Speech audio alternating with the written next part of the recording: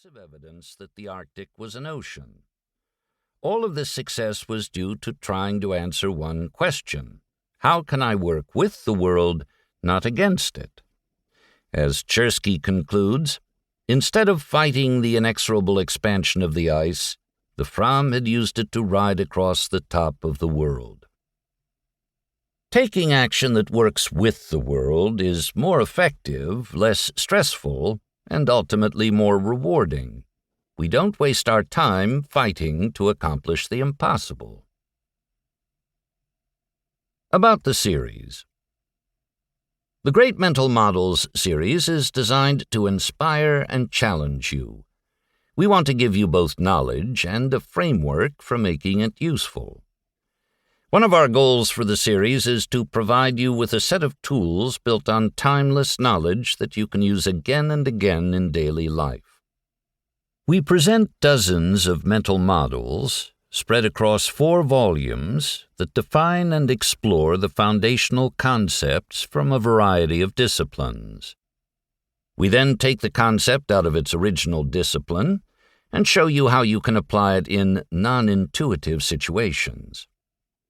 We encourage you to dive into new ideas, not only to augment your knowledge toolbox, but also to leverage what you already know by applying it in new ways, to give yourself a different perspective on the challenges you face.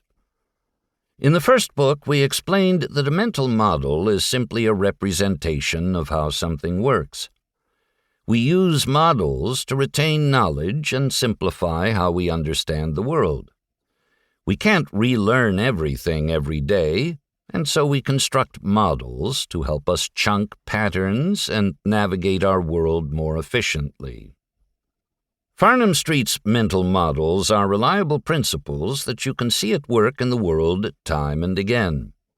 Using them means synthesizing across disciplines and not being afraid to apply knowledge from different areas far outside the milieu they usually cover. Not every model applies to all situations. Part of building a latticework of mental models is educating yourself regarding which situations are best addressed by which models.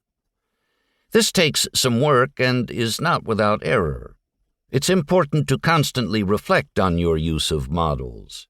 If something didn't work, you need to try to discover why. Over time, by reflecting on your use of individual models, you will learn which models will best help you tackle which situations. Knowing why a model works will help you know when to use it again. About this book. This book explains and explores the core mental models from physics, chemistry, and biology. A degree in these subjects is not required, though if you happen to have one, you might see parts of your discipline in a new light. The models we have chosen from these fields are foundational, relevant far beyond their normal academic applications. We take time in each chapter to explain the science and situate the concepts in real-world examples. We want you to see each concept in action and to be inspired to find analogous uses in your own life. To achieve this goal, we discuss how using the model as a lens will help you by applying the science to stories and themes in history.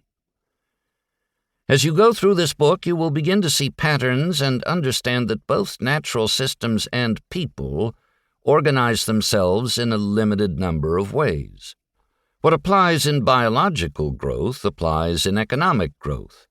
What governs chemical reactions relates to any process of creation. Furthermore, lessons for an individual have relevance for teams and organizations. As you learn the models, identifying the forces at play in any situation will become easier. You'll see things that others don't and avoid costly mistakes. Some of the models in this book function like metaphors, especially in the physics section. Our aim is to show you how to use these models to uncover forces at play in your life. When a problem seems too complex or the behavior of people too mysterious, these models offer insight into the why. The more you know,